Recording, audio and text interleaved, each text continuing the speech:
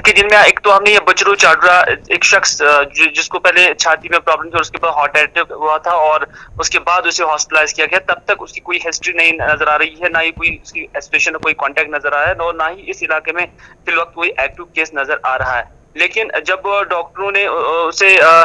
Test लिया, sample लिया, और उसके बाद उसका टेस्ट जो पॉजिटिव आ गया है। लेकिन उसके साथ साथ अगर हम साउथ कश्मीर के कल अनंतनाग डिस्ट्रिक्ट की 12 केसेस देखते हैं, उनके टेस्ट भी रैंडमली लिए गए थे, उनके सैंपल्स भी रैंडमली लिए गए थे, जिसमें से 12 प्रेग्नेंट वुमेन्स जो है उनके टेस्ट पॉजिटिव पाए गए हैं। तो ये साफ दर्शाता है कि कहीं ना कहीं अब जो कोई पॉजिटिव यहाँ पर निकलता है तो उसके लिए हिस्ट्री होना अब कोई जरूरी नहीं है, क्योंकि ऐसा लग रहा है कि जम्मू कश्मीर भी अब थर्ड फेज में नजर आ रहा है। हालांकि सरकार ने अभी इसके हवाले से कोई ऐलान नहीं किया है और ना ही इसकी कोई तस्दीक की है, लेकिन लोग ये समझ रहे हैं कि शायद अब अगर कश्मीर के अंदर भी रैंडम सैंपलिंग हो जाएगी तो उससे ये साफ नजर आ जाएगा कि अब ये कम्युनिटी में तकरीबन ये वायरस आ चुका है। नंबर 1। नंबर 2, जितने भी लोग अब बाकी स्टेटों से आ रहे हैं, हम देख रहे हैं कि जब उनका टेस्ट किया जाता है, जो कश्मीर के लोग वहां पर रह रहे थे, चाहे मजदूर है चाहे स्टूडेंट है, बहुत कम एसोसिएशन थी उनको बाकी लोगों से वहां पर, लेकिन जब वो वहां में बल्क में आ रहे हैं तो हम देख रहे हैं कि बल्क में उनके पॉजिटिव केसेस भी नजर आ रहे हैं। तो पूरे इंडिया के अंदर अगर देखा जाए, इंक्लूडिंग जम्मू एंड कश्मीर, ये मामला जो अब थर्ड फेज की तरफ नजर आता, और यही जो राय है एक लोगों के अंदर अब ये कायम होने लगी है। ये भी बताइएगा हिलाल, आपने कहा कि इस तरीके की सिचुएशन है, लेकिन कल हमने देखा कि दर्द ज़ह में मुब्तला ख़वातीन की एक कसीर तादाद, तकरीबन 12 के आसपास हामला ख़वातीन की टेस्ट भी मुतासिर जो है वो पाए गए हैं। तो किस तरीके से इसको लिया जा रहा है, और जो SOPs को फॉलो करने की बात हो रही थी कि दर्द ज़ह में मुब्तला खातून को अलहदा तौर पर ट्रीट किया जाए, अभी तक वो पूरी तरह से इम्प्लीमेंट नहीं हो रहा है, जिसकी वजह से काफ़ी ज़्यादा टेंशन जो है वो पाई जा रही है एंटायर UT के अंदर।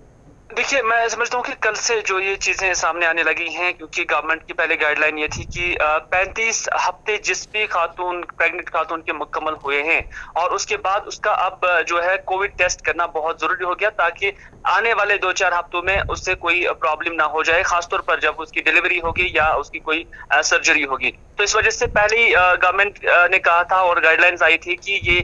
महीना 1.5 महीना पहले ही इसका जांच होना चाहिए, ताकि उस वक्त कोई परेशानी ना डॉक्टर्स को हो जाए और ना पेशेंट को हो जाए। क्योंकि कल तक इस तरह की चीजें बहुत कम थी, लेकिन कल हमने देखा कि 1 दर्जन के करीब जो खातून है जिनकी रैंडम टेस्टिंग हुई है, उनकी रैंडम सैंपलिंग हुई थी। अब कहीं ना कहीं गवर्नमेंट जो है एक्टिव हुई है कि ऐसे लोगों को कैसे ट्रीट किया जाए जो ये खवातीन पॉजिटिव है, और अब पूरे कश्मीर के अंदर ये कुछ जो है किया जा सकता है और किया जा रहा है। और इसमें एक चीज था ना कि पिछली बार सरकार की तरफ से कहा गया था कि ANM और आशा वर्कर जो आपके इलाके के अंदर उनके साथ राब्ते में रहिए, लेकिन हम अक्सर देखते हैं कि इसमें एक बड़ी तादाद पूरे यूनियन टेरिटरी के अंदर ऐसी है जो आशा और ANM के पास जाती नहीं, और अपनी फिजिबिलिटी और अपने तरीके से डॉक्टरों के साथ सलाह मशवरा किया जाता है और प्रायोरिटी अपने तरीके से फिक्स की जा रही है। क्या ये भी एक बड़ी परेशानी इस वक्त है?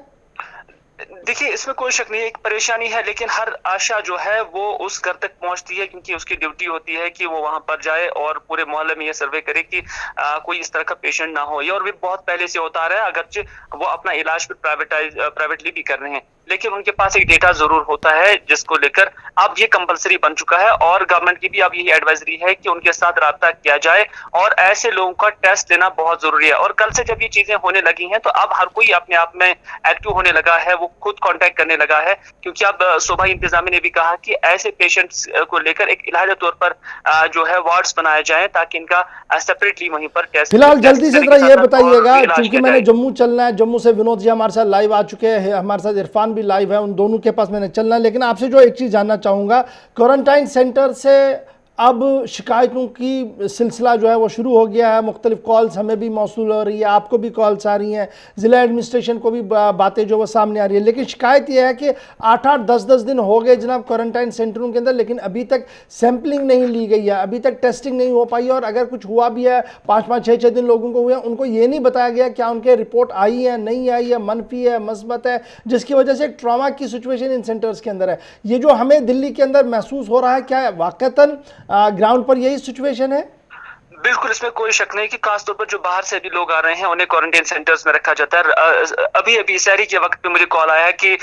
जो कुछ लोग 7 गाड़ियों में सवार थे, वो श्रीनगर लाए गए। पहले उन्हें कहा गया कि कश्मीर यूनिवर्सिटी में उनके लिए जो है अकोमोडेशन होगी। फिर वहाँ पर कोई नहीं था, फिर उन्हें ज़ुकुरा कॉलेज में ले गए और वहाँ पर भी दरवाज़ा उनका नहीं खोला गया। तो फिर हमने भी डिप्टी कमिश्नर श्रीनगर से ये जानने की कोशिश की, हालाँकि उस वक़्त किसी ने कॉल नहीं किया, लेकिन वो सड़क पर दर-बदर वो जो लोग थे वो वहाँ पर घूम रहे थे, क्योंकि उनके लिए अलाउ नहीं किया गया अंदर, क्योंकि वहाँ पर कोई था ही नहीं। तो इस तरह से कल भी एक और बात हम कहना चाहेंगे बडगाम क्वारंटाइन सेंटर के हवाले से। 12 तारीख को उनके टेस्ट सैंपल्स दिए जाते हैं टेस्ट करने के लिए, और एक्सपेक्टेड था कि 13 तारीख को उनके जो नताज है वो आ जाएंगे, लेकिन 13 को भी नहीं आए, 14 को भी नहीं आए, 15 को भी नहीं आए, 16 को भी नहीं आए। तो इस वजह से जो उसके बाद टेस्ट किए गए थे वो उनके रिजल्ट आए हैं। जब हमने कंसर्न से जानने की कोशिश की तो पता चला कि वो 37 यानी 37 टेस्ट के जो रिजल्ट है वो मिसिंग है, और उस पर